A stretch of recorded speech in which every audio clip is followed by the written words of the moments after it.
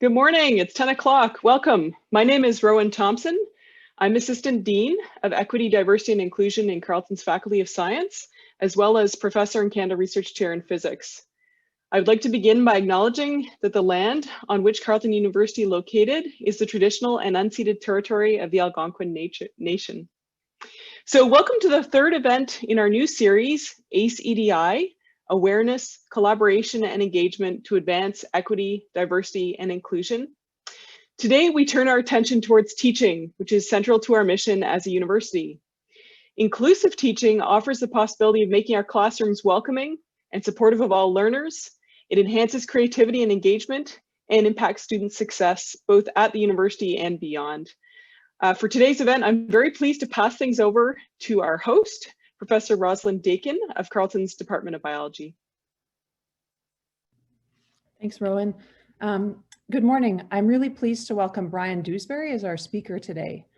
Bryan is an associate professor at the University of Rhode Island in the Department of Biological Sciences. He received his PhD in 2014 from Florida International University, where he studied marine ecology and seagrass ecosystems and ecological economics. During that time as a graduate student, Bryan developed his other major interest, which is now the primary focus of his research group at URI, and that's learning and especially education in STEM fields. And his research group in particular looks at the practice of education as an important driving force for improving equity in our communities. I just want to mention that after the talk, we'll have a chance for some Q&A. And you can add your questions to the Q&A chat window here in Zoom during the talk and afterwards as well. And we'll attempt to answer as many of them as possible. And with that, I'd like to pass it over to Bryan.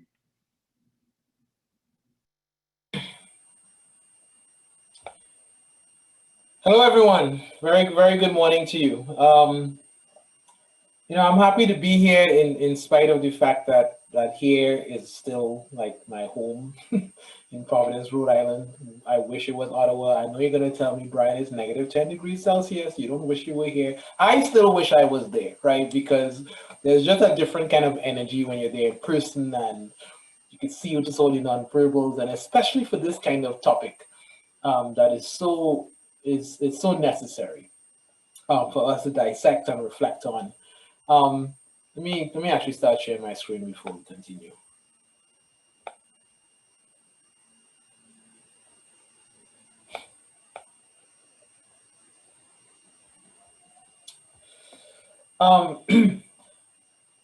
So like Rosalind said, my name is Bryan Dewsbury. I am an associate professor at the University of Rhode Island. Today I want to talk to you about the social context of education. And this is a broad topic in the sense that today I will talk to you about teaching, I'll talk to you about my classroom, but I think in the field of education itself, there is a move afoot that I confess I'm a part of to reintegrate this idea that education, teaching and learning is actually a social process. And we've been sort of brought up in a world to think differently, and perhaps spurred on by some of the events we've seen over last summer, over the last 5-10 years. We all have to take stock in institutions of higher ed to ask ourselves, what does it really mean to teach a classroom? And let's not be negative here. I'm encouraged, honestly. As somebody who's been in this space for years and years and years, trying to have these conversations, trying to highlight the importance of inclusion and equity and social justice, seeing what the efforts and the intentionality that universities are displaying now, it warms my heart, right? And so there's this talk today, there's all the things that your university is doing, and let's see this as an opportunity. And it's almost like an opportunity to relearn a bit, or perhaps upgrade what we think of what we think teaching really is. Let's be very clear here. Very few of us were actually trained to do this. Here's what I mean by that. My wife is an elementary school teacher, right? She got an undergraduate degree in education. She did, she trained for 2 years with a program. She got a master's degree in reading. even at her current job, there's something they call continuing education credits where you have to continue taking classes. If you wanted to be a lawyer, you would be a political science major, then go to law school, a doctor, a pre-health major, then go to med school.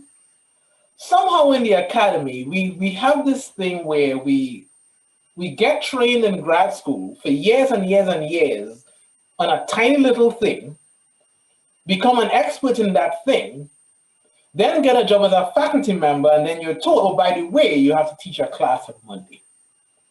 So it's almost as though the expertise that you've gathered in this very narrow area somehow constitutes an ability to teach a classroom. So I'm not here like blaming teachers here, right? I'm looking at the system, because we're going to talk about change in the long term. We have to look at how the system is structured. And you know, that the current system as it is structured, to me, casts aspersions really on the craft of teaching. It's saying, well, really, basically, anybody who knows enough about something can actually teach. And this perhaps may serve as our first point of reflection, that is not likely the case. Like, if you're really going to seriously think about what it means to be a social justice teacher, what it means to be an equity-based instructor, we have to start from the assumption that just the craft of teaching itself is just it's not a happenstance activity. It's not an automatic thing. It's something that you have to really think about. And you know what? I'm not the first person to say this. In fact, I'm not even the 100th person to say this.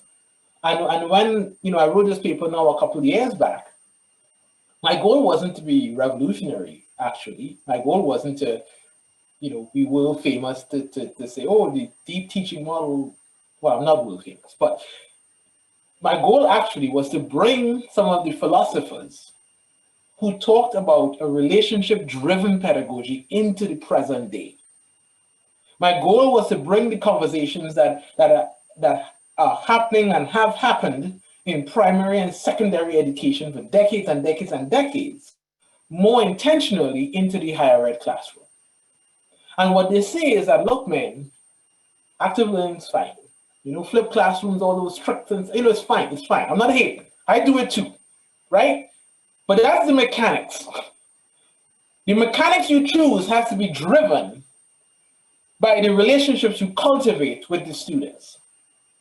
And relationships are in and of itself a construct. Relationships come about, influenced by your own self-awareness, your own sense of purpose and your sense of calling and your why and why you do this and what you hope to get out of this experience. And relationships depend on what you know about the people with whom you have those relationships with. So the more you know those students, not just as people, but their social context and where they've come from and the communities they've come from, their socioeconomic conditions, better, medium, or bad, whatever they are, all of those impact your relationships. So once you have a sense of that, then you make choices in your classroom that are reflective of the relationships that you have cultivated or continue to cultivate. So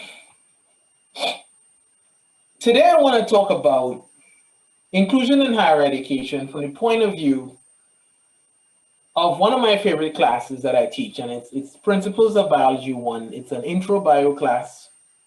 It's the first science class that many of my students would be, well, not many, all of them are taking at the college level.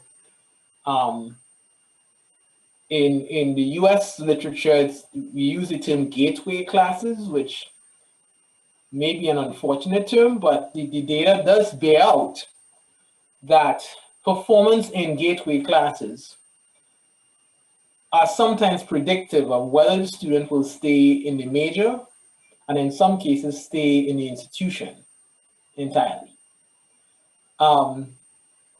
So it's an IntroBio class, but I maintain that the class is more about intro than about bio. The class is really more about intro than about bio. Everything that constitutes the transition process from secondary education to post-secondary education, everything that constitutes building a science identity at the college level, everything that constitutes what it means to be an emerging adult. That's actually a literature term from psychology. That sense of exploration and finding yourself, right? So the classroom environment that I create to support that process, that's the intro part. Honestly, I love bio, but the bio part has never really been my issue. There's never been a problem. And that's why, we'll get to this a little bit later in the talk. That's why cutting content, which I have freely done, has not been challenging. I haven't blinked. I mean, we've done it very carefully. But because we understand once we get the intro part to work, the bio is actually not going to be very challenging for them. So I'll walk you through what this process has looked like for my practice, for my craft, for this class. Not to perhaps give you a carbon copy of here's what you should do, exactly what Bryan does, but more to walk you through the process, right? And I think one challenge with justice, equity, diversity, and inclusion conversations is a lot of institutions and people are wired for people like myself to come and say, hey man, what are the 10 things I could do to make everything equitable on Monday? I was like, yes, that's not how this stuff works, right? It's a process that takes a while. If anything, it's lifelong, not in the sense that you'll never get there, but in the sense that there's always room to grow and learn more. So I'll start and talk a little bit about me. I had the pleasure of writing a bit about my journey over the last 20 years from the moment I immigrated to the US from Trinidad and Tobago, in case you picked up an accent.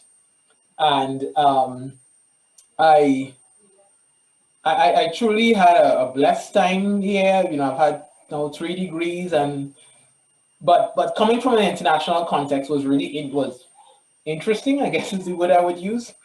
I am of African descent, but not having grown up in the US context, I didn't have the everyday experiences of an African American male. And so there are things I was discovering at 19 years old that perhaps maybe some of my colleagues had to deal with for a long time, and then and so that's just sort of in wider society. But then there's things that are specific to the STEM classroom, the STEM environment, when I got to grad school. And I guess one of the beautiful things about getting older, I mean, I'm not that old, but growing up, I guess, perhaps is the term, is you find language for your own experience that you didn't have at the time. So, I mean, when I was 19, I wasn't walking around telling people I'm a first generation college student. I didn't even know that was a term, but I am a first generation college student, and I can tell you of things that first generation college students do that I did that you don't know any better because you are first generation college students. And there were some mighty struggles. And there 2 professors, were one in particular I'm thinking about, who really stepped in and became the mentor that I needed to cultivate kinds of academic behaviors that allowed me to get through undergrad, because this could have been a very, very different story. So a couple of things from that. Number one, you never know for whom you might play that role for. So these aren't just teaching relationships. These are examples and frameworks we are setting for people who are marking their own journey. So never underestimate the power and influence that you have. The second point to that is, I know what that feels like now. Like I remember what the struggle was like. I remember the feeling of being an outsider, right, in so many different contexts. So one of the reasons why IntroBio is one of my favorite classes, because my why has to do with lifting as I climb. My why has to do with the sense of responsibility I feel because somebody else reached out and lifted me up. I feel I have a place in that classroom to do something similar for so many more students, right? And I feel very privileged to be able to clearly articulate my why. And I would encourage you to kind of really think about what yours is. So, I have a why, I have a purpose, I feel I have a sense of calling. I've tried to develop empathy for students. What do I mean by empathy? I mean, I am trying to be sympathetic, or understanding is a better word here, of the socioeconomic environments that inform their presence in my classroom. I want to be very clear here because there's a school of thought, especially in US gray literature, of colleges over coddling students, and this sense of, you know, being too hand-holding, and which honestly kind of annoys me when I read it, because I guess maybe I could just speak from my context. When I think of what the students in my class have been through just to be in my class, it would be an insult to use the word coddling, right? But many of them have been through systems that have ill-prepared them or have not served them well before they got to my classroom.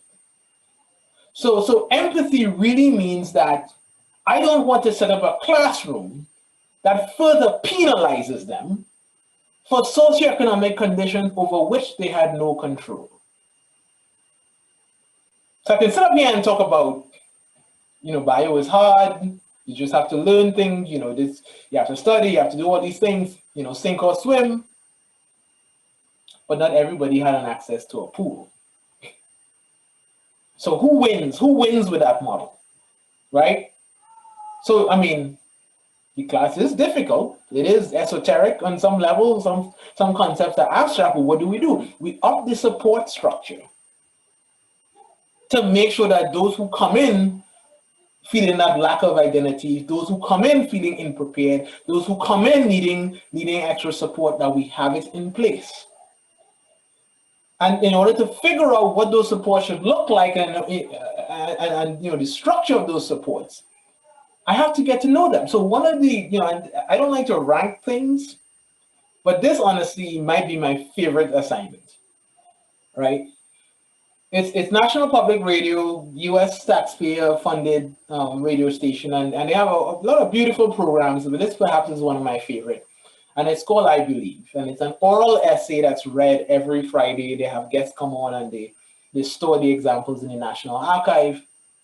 And on the website, which you can basically copy-paste from what you're looking at, they have guidelines for educators who are interested in using this. And I copy-paste it because it's so well written, and the essay is 500 words, no more than a page. Describe the values that shape your deepest passions. And they write beautifully, right? They write about negative things, divorces, grandparents, death, happiness, dogs. But they also talk about not being a science person. They also talk about, my parents want me to be a doctor, so that's why I'm here. So what I decided to tell me is, you might have a fixed mindset about your ability. So it's not that you're not a science person, it's that you may not have had good science experiences up until this point. So as an instructor, I need to get into your head and show you that it actually is possible to, you know, help you create those positive experiences so that you think differently about this going forward. So it doesn't matter how many clickers I use. If I can't get you to believe, then we're done here, right? And I have to follow that up with continuous dialogue, right? So it's not that they just write this essay and that's the end of it. It's, I write my essay too and I read it aloud, right? And the first week, 2 weeks, 3 weeks of the class, my learning assistants and I, we have so many activities where we build in motivation. We talk about specific study skills. We give examples of you know, people who started off struggling and how they improve and what that looks like and where we have student hours, etc. And we have continuous dialogue, right? That's what this graphic represents. Dialogue doesn't mean I have a meeting with every student for 45 minutes. I have 155 students, I can't do that.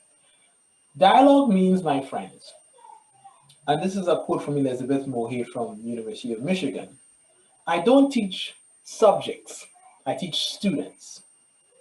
So in my mentality, if I thought of myself as a subject teacher, that's kind of like the whole pathway to teaching diagram. right? I got a PhD in marine biology. I'm here to tell you how great marine stuff is. Excitement, excitement, excitement. And look, man, I'm not hating. Don't go telling all about all that Bryan came and talked about you shouldn't do content. I am all for it.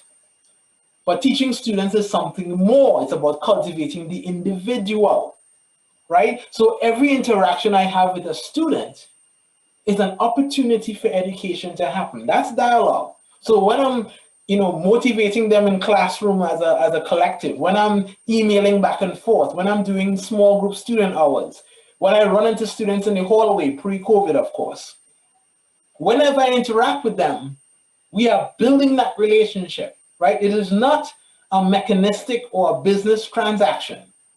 It's an educational experience. That's a different thing.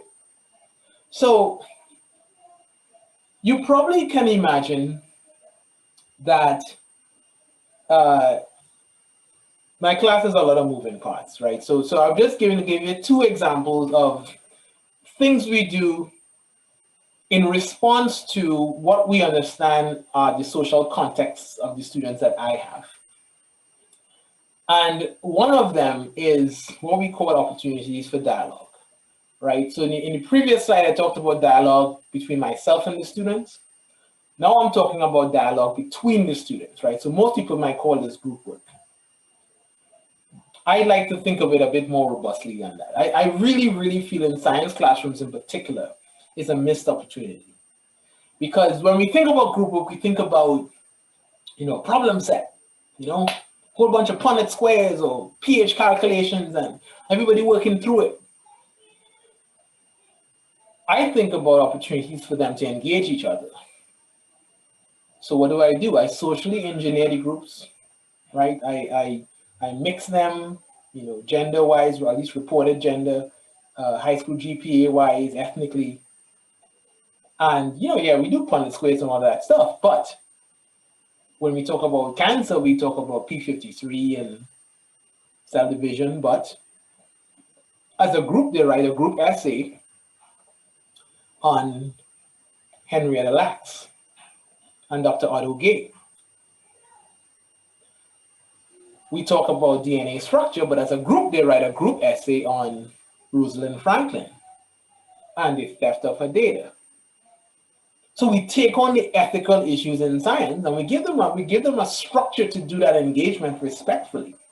Because my friends, what better place do you have to give students an opportunity to learn what it means to engage with difference in the context of your discipline than your own class? Why wait for the Martin Luther King celebration to then say this is what Carleton does for diversity? Why wait for Indigenous Peoples Day to talk about this, right? Why outsource this to the one class that might talk about it across campus in the humanities?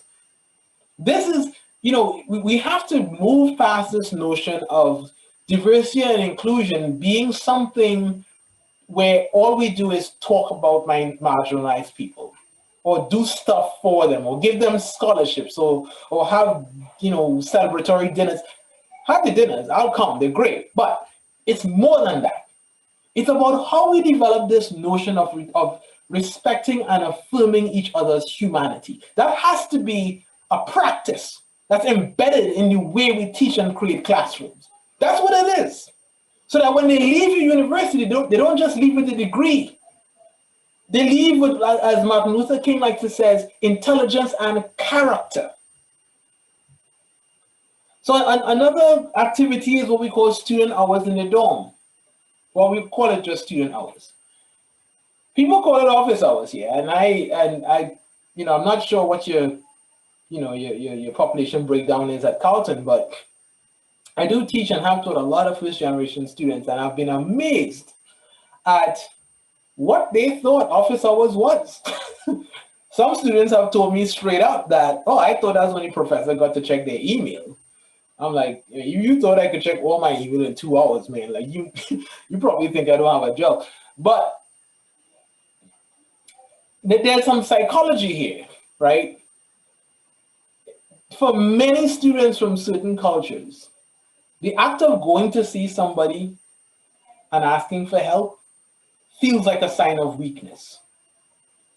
So that threat, right, that contingency can shut them down, and it's like, instead of going to Bryan, I'll just power through.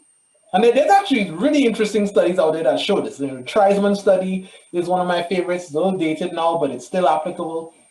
And they'll use the same maladaptive study strategy and just do it 10 times as hard, rather than come and admit that they need help. And by the time that happens, it's too late. So what do? How do you address that understanding of the psychology and transition process? Just a simple name. Instead of office hours, it's student hours. Why? Because it's your time. This is part of what you are getting as value for the tuition you have paid. All right? And asking for help is a part of the learning process. We all do it, including myself. And it's not just student hours, because look, I have an office with 2 chairs, 155 students, right? So even if they all came, they couldn't fit. So I have it in the dorm, in the basement of the dorm, right? The classroom holds 30, 40 students. Actually, it holds about 50. And about 30 come every week. We have great attendance. We just a little change brings the temperature down on what it means to come and get assistance in something.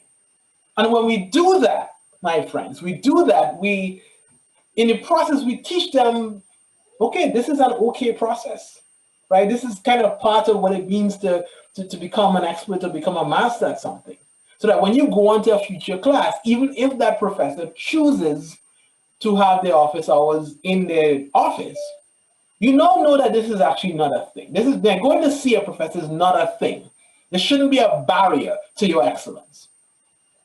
So when we started in 2014, there were 3 sections of IntroBio, and you have to, so there's 2 semesters of it. I only teach 1 semester, and you have to get a C or above in order to be successful and move on. And if you get below a C, it's considered an unproductive grade. And our, what we call underrepresented minorities, or URM students, were getting unproductive grades about 2 or 3 times the rates of white students. And even the white students weren't actually doing that great anyway. And our first semester, what I like to call doing too much, we were pretty much the same, right? We were section 4. But one key thing we decided in our forensic analysis of that semester is that if we were going to be serious about being bold about including these practices, if we are going to be serious about teaching students in that subject, we're going to have to cut some of the subjects, right? We're going to have to trust that when we teach students how to learn, what it means to learn, that a good chunk of that content are things they can engage on their own, right? So we went bold and we cut. Over the years, we kind of cut more and more and more, and up to now, it's probably about 40–45% of what we originally handed, all right? Not only we brought that failure rate down, but wiped out any kind of outcome gaps between minority students and white students, right? Now, of course, one of the obvious pushbacks is, well, if you're gonna take stuff out, obviously you'll do better. And aren't you concerned that when they leave your content-free course, they'll fall flat on their faces when they go forward? So we anticipated that argument, so we tested that. So what we did, let me just try to explain this to you quickly. We tracked 4 groups of students, right? Now, in the first semester, there are 4 sections that you can see of IntroBio. In the second semester, there are actually 2 sections. One of those sections has an instructor who teaches very much like I do. So you can have a student who went into one of the 3 non-Bryan sections, and then in the non-inclusive section, and then go on to a 200 level class in their sophomore year, right? So they would have had no inclusive instruction. That's group 1. Group 2 would have had perhaps me, not perhaps, but had me for 1 semester, and then a non-inclusive section in the second semester, right? So just 1 semester of it on the front end. Group 3 would have an inclusive section on the second semester, but a normal, or whatever you want to call it, in the first semester. And then group 4 are the students who had both of us for that entire year. And what we looked at were their average grades in the 200 level class, right? So, 4 is an A, 3 is a B, and 2 is a C, right? So the point that's labeled BS, which by the way is initials, not what it typically means, those are the students who got the both semesters. And my friends, even if these dots were at like exact same level, right? I could say like, look, man, I could almost have the content and they're doing just as fine as your kids. But they actually, if you looked at compared to C, which are the students who got no inclusive experience, they're doing like, almost half a grade better. So trust that when you cultivate the mind, they'll be fine. I mean, you think about 4 years, 3 to 4 to 5 years of college. How much content you really going to cover? Like, is that the goal here of a bachelor's degree in X? To talk about every single thing X has to offer? Or is it to really expose wonder? Is it really to teach you kind of the fundamentals and the basics and the processes of the discipline, so as the discipline evolves, these students are equipped and unafraid to take on new challenges and new areas of knowledge? And for me, I learned that the hard way, right? I mean, back in 2008, 2009, when I was starting a PhD program, people weren't having these conversations in higher ed. People were barely having conversations about active learning, right? And I, as Rosalind mentioned, I was a marine ecology grad student. I was into conservation, and I was doing ecological economics, and it was a lot of fun. But when I walked into the classroom of this group of students that you're looking at here, and this picture is on the wall in my office, by the way, I had a road to Damascus moment, right? I had a calling. I felt something in that semester, which I was totally awful, by the way, that I couldn't put my finger on, but I knew that for the next how much ever years of my life to get up to do a job, it was going to have to be this. So as much as I love the marine life, this is a sense of purpose, right? This is the why I was talking to about earlier. And when you have that why, when you have that purpose, everything you do, whether it's the teaching, whether it's the papers, whether it's the grants, whether it's the faculty development opportunities, whether it's the addresses like I'm giving you now, are guided by that purpose. These were a bunch of first-generation college students. And as a TA teaching a lab, I got a chance to talk to them about that process and what they were hoping for and expecting out of higher education. And I can tell you, without giving you a whole other talk here, that it was way different than what we were offering. and that was the first time I got to see just the space, the gap between what we thought a biology curriculum was and what students expected to get out of it. And we redesigned the entire thing, and we brought in more examples of alternative careers and things that help people build social capital and have faculty think differently. But it didn't come from a book or a special workshop I went to, and because people ask me that all the time, like, what are your... No, it was the voices of my students who spoke to me and said, this could be different. We looking for something else. And that's why some of the strategies I talked about earlier, I mean, they were inspired by that, and I could never teach a class without having some kind of mechanism to get that voice.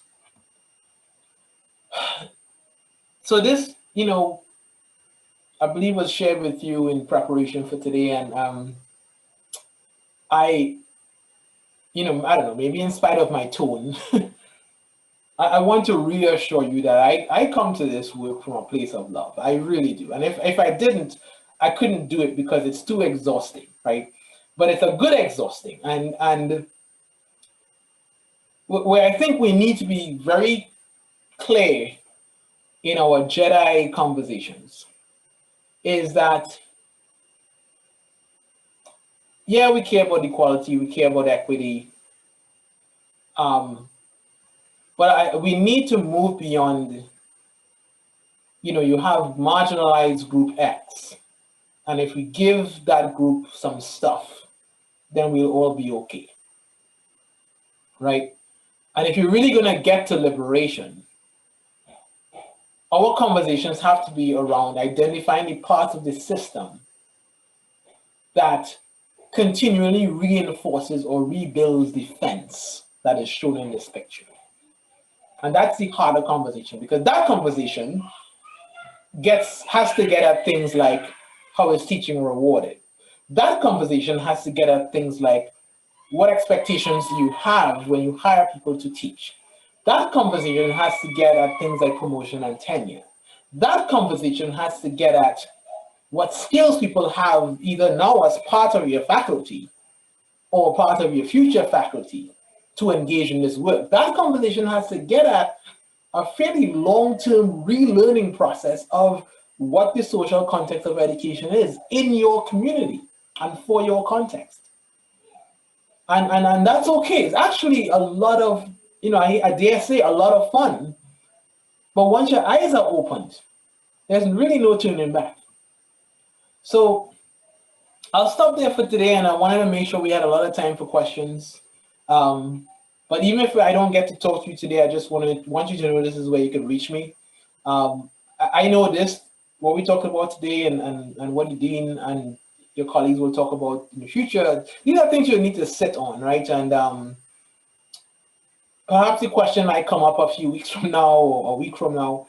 And if it does, feel free to reach out, right? And I really enjoy helping people kind of work through this process. But thank you for being with me on this, what day is it? Thursday morning? What is time anymore, right? Thank you for being with me here, and let's talk a little bit. That was wonderful. Thank you very much, Bryan. I really appreciate sharing all those insights with us. There are a couple of questions in the chat right now. Can you see them?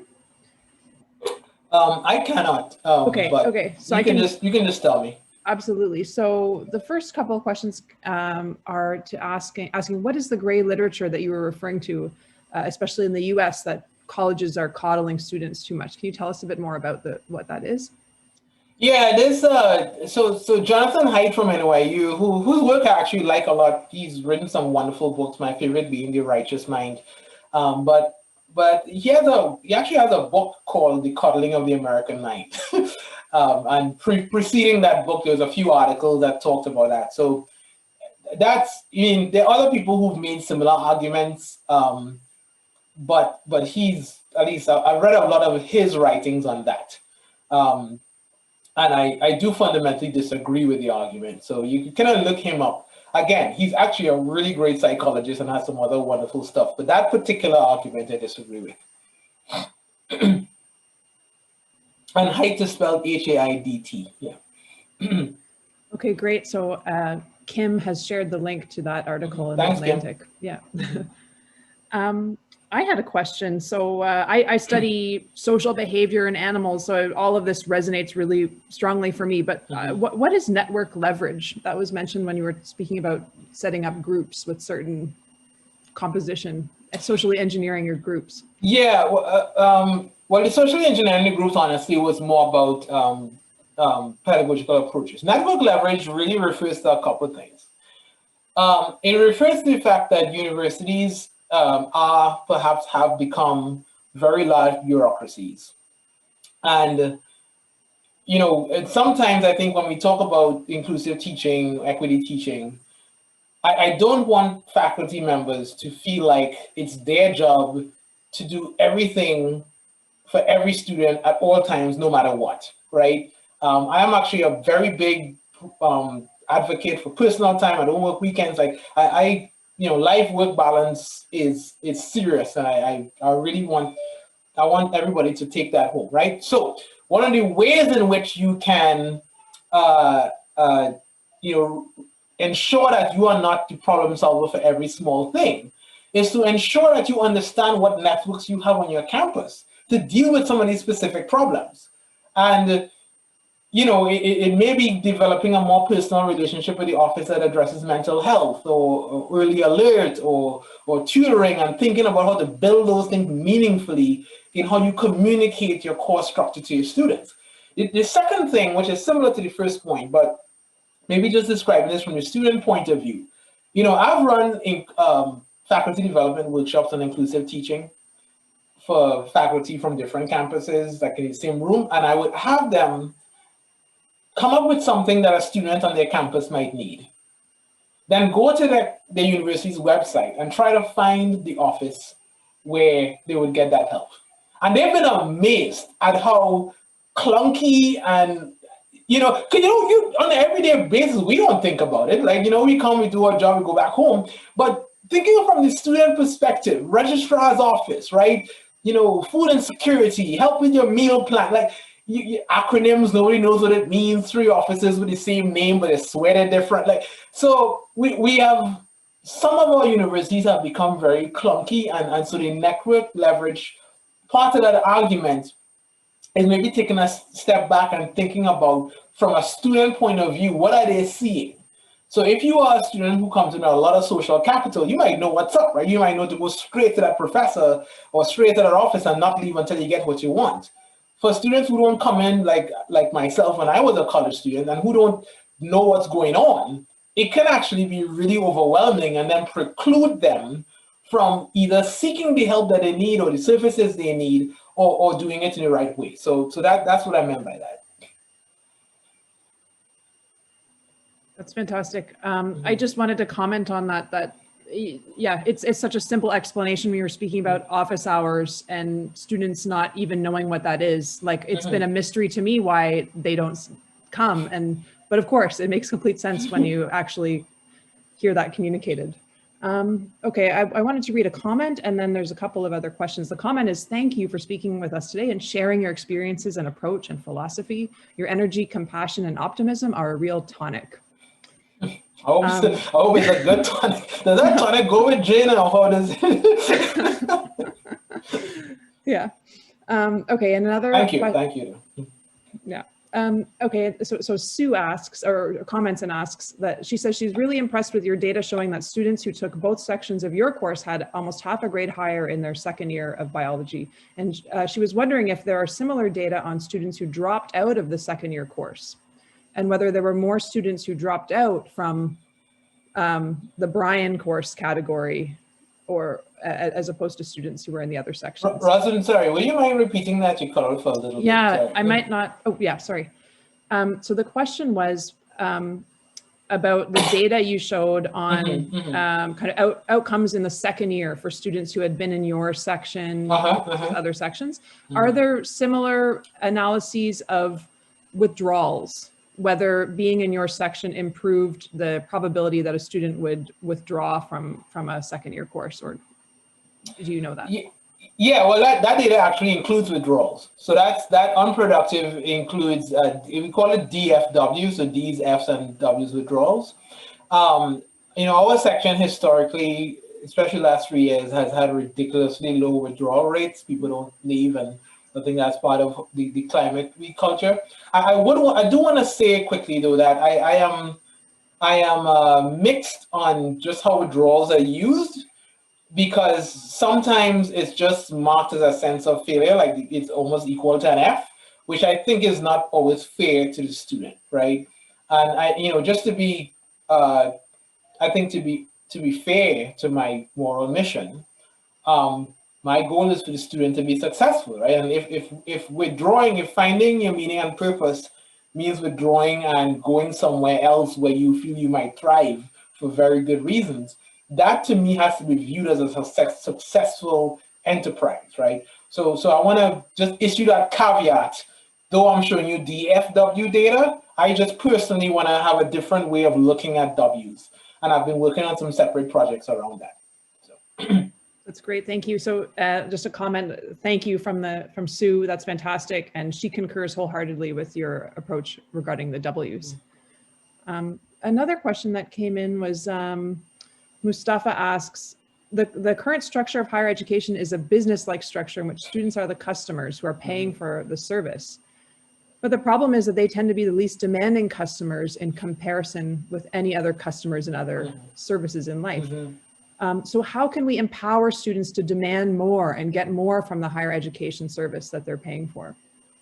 Yeah, well, Mustafa, I could not agree with you more, particularly in the so the part of your question that indicates the lack of demanding that students have. And I think part of the reasons for that, Mustafa, is I don't know if they fully understand how this ruse is currently being operationalized. And, you know, maybe some might be mad at me for this, but honestly, I try to be upfront, right? So I'll just give you an example.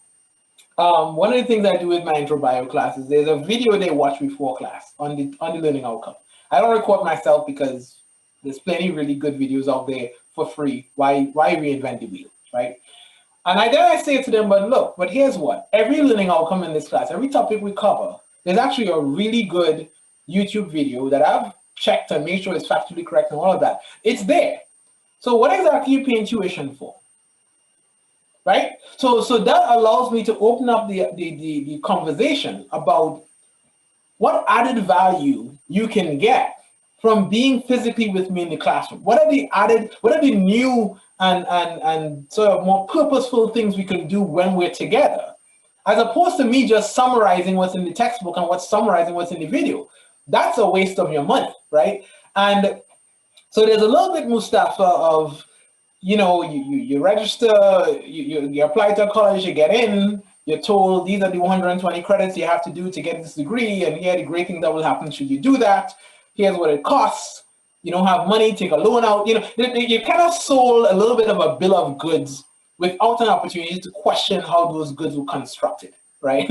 And I think the climate is changing a little bit with the explosion of student debt, at least on the US side.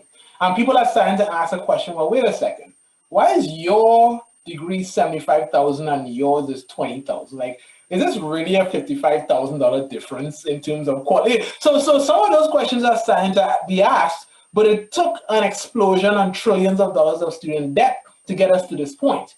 Where I think we need to be mindful, Mustafa, is once the ruse is up, like once people realize that, wait a second, I can't be paying money to just have you summarize something I can get in a massive open online course or, you know, read on my own. We more and more, we as in practitioners and institutions of higher education, more and more have to really ask that question. Why are you asking students to physically show up? Like, why?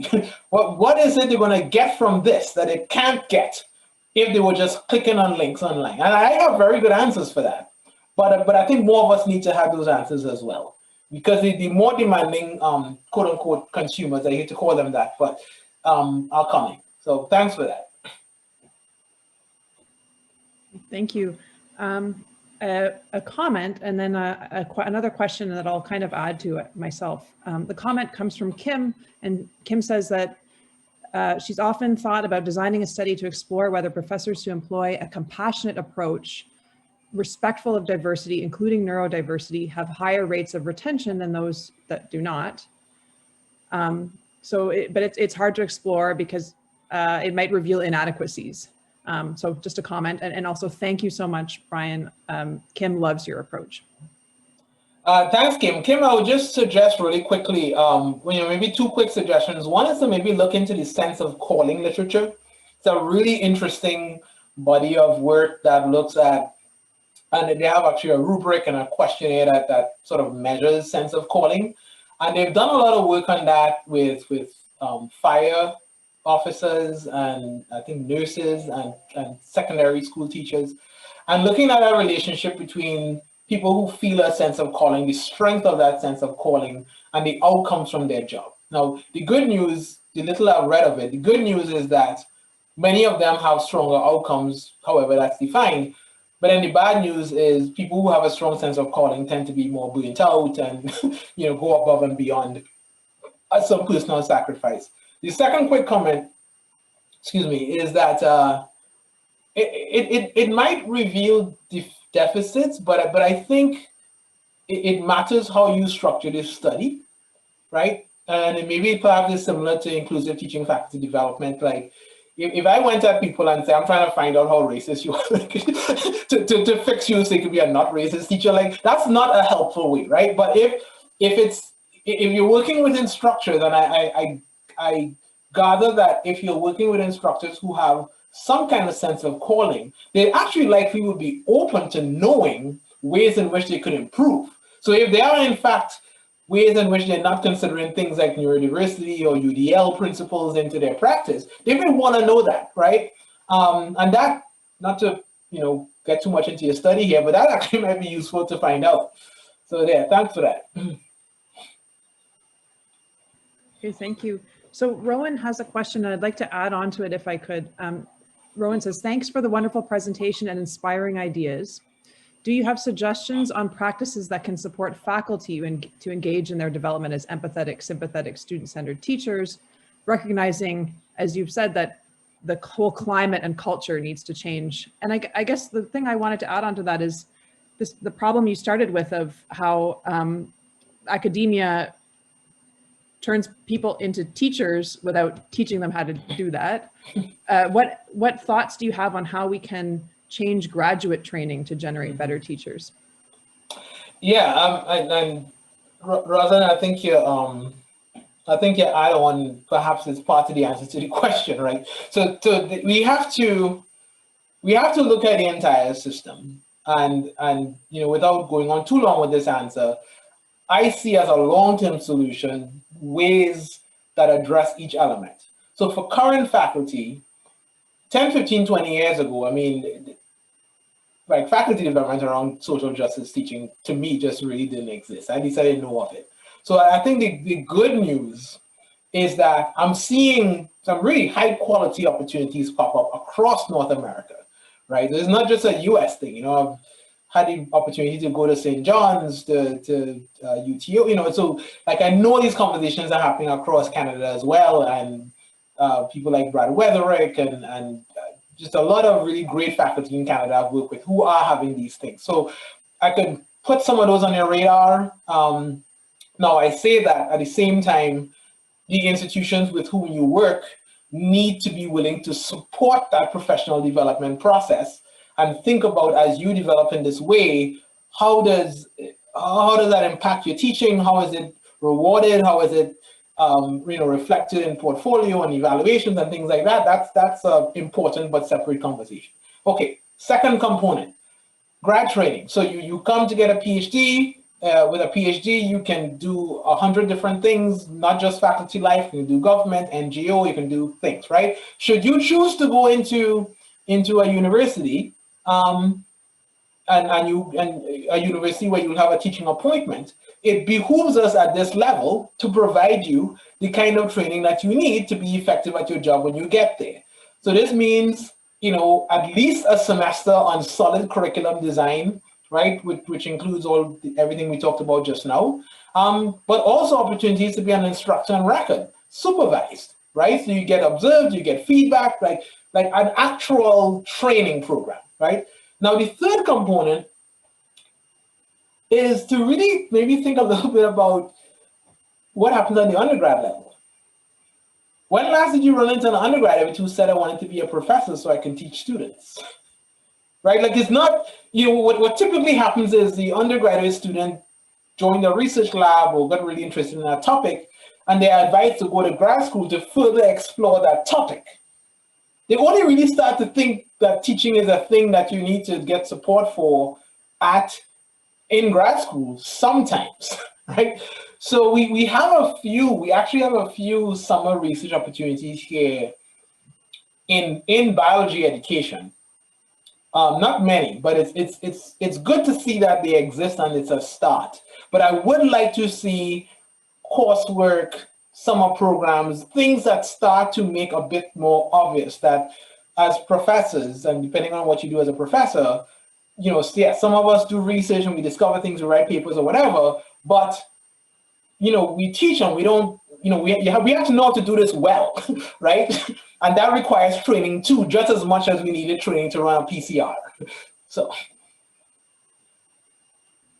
Okay, that's excellent. And just a comment added in biology, we have a grad course running right now about teaching taught by Martha Mullally, and it centers on a lot of these very important things that you're mentioning. Another follow-up that came up was Laura mentioned that she had the same question about what can we do to change the system, and also what do we do about people who are resistant to these changes? What's your response to those people? Patience. No, I actually really mean that, and this really gets back to the whole coming from a place of love. Because honestly, Laura, I certainly have heard a fair share of interesting things faculty have said with respect to teaching classes and how they feel about students. But by and large, I do believe that most faculty, even some of the most seemingly intransigent, actually want good outcomes. Like they didn't get up in the morning and said, oh, I just want everybody to feel physics. I don't actually believe that's the case, right? And same with students. I actually believe that they want to do well. They didn't pay tuition to just, get no grades. So really, you have to think about how do you design a system to allow both parties to be their best selves. And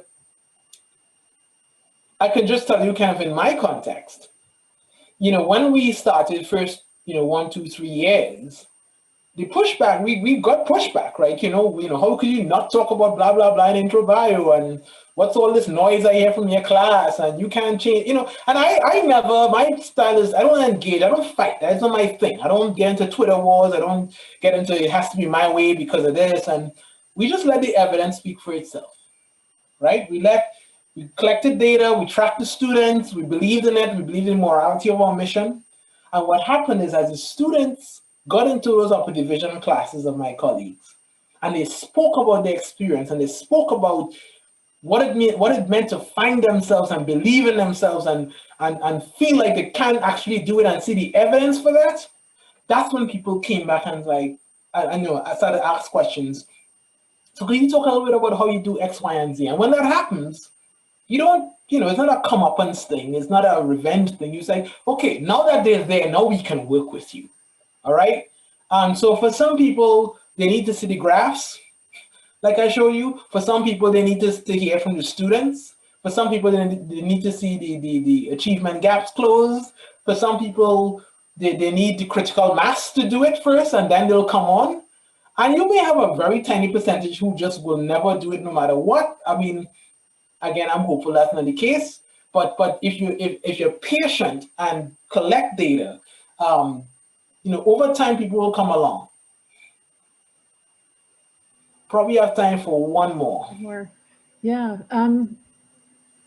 No others have popped up yet in the chat. So Brian has to go to another meeting at 11. So I guess I just want to wrap up by saying thank you again. Your message was so powerful, and it makes me reflect on how most of what I think about is based on my own experience as an undergraduate student, which is not representative of that of my students, and how communicating with them and is key to developing empathy, trust, and designing my courses in a way that makes sense for more of them. Yeah. So thank you so much, Brian.